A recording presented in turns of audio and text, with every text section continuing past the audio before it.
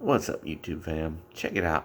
Evidently, I gotta do a disclaimer video so people aren't offended or taking this stuff too literally and thinking things are real or like something's being read into this that isn't.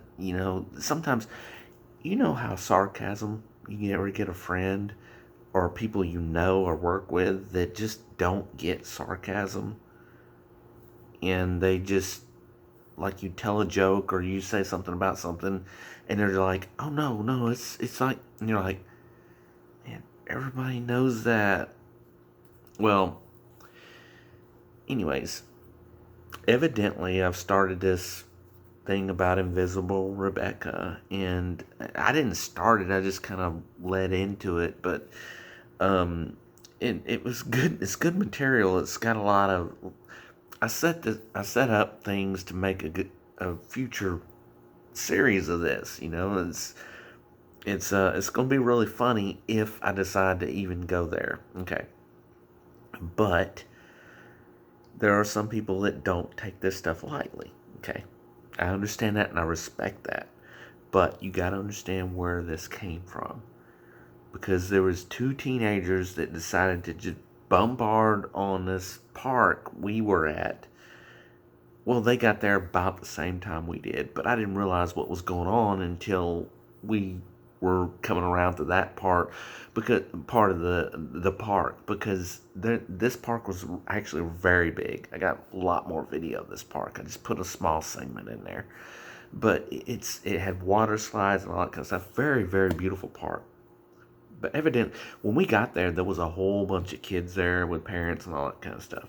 And these kids showed up and they were kind of just doing their thing and all that kind of stuff. Yeah, teenagers do that. Well, when we came around there, they're the only ones there, and all the other kids are on the other side of the park. But then I heard them clowning around and the way they were acting, and I'm like, okay, the parents probably took their kids away from these kids. All right, I get that. And they're over there joking and just acting ignorant. And they were saying a whole bunch of different stuff. But the part that I landed on was when one of them was being ignorant and slapping. They were trying to throw the swing over the thing. They couldn't even do it. They couldn't make the swing over the pipe that holds it. Okay, and one of them was like, made a joke about, you're such a sissy. Maybe your invisible friend can do it. Okay, well, then that's what caught my attention. And then, they were making jokes back and forth, calling each other names and stuff like that. But they didn't use any curse words or stuff like that. That's usually what ignites me. Any situation I'm at when there's little kids ignites me to cause a scene. And everybody that knows me, when something like that happens, they always like, that kind of thing, because I do tend to make a scene in public when there's certain situations, movie theaters, restaurants, wherever. But I give, a little consideration to people that might have not have known there was kids around them and stuff like that, because I personally am, and not one to be chastising people or condemning people for their language, but I just choose my moments. Okay. And I choose my atmosphere and everything else. You have an audience. Everybody has an audience. You need to realize that. But these kids were obviously heckling, hanging around, just loitering, and being typical teenagers. They were, 15, 16 years old. I'm not going to go over there and bully them. No. But, I decided to just turn it into a comedy act, and just kind of show them in the retrospect of how they were acting, put a mirror in front of their face. And it worked. It worked great. It was perfect. They completely dissipated, and no harm done.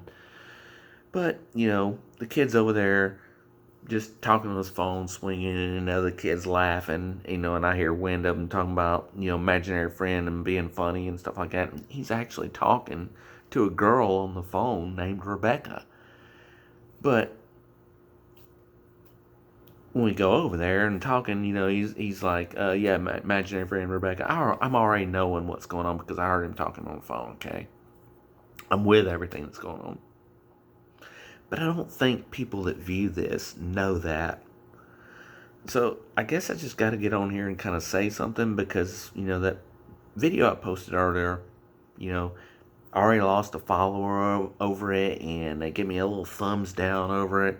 It's just fine. If you're that thin skinned, you can't handle it, then I really don't need you watching my channel anyway because there's no telling what else you'll get offended by.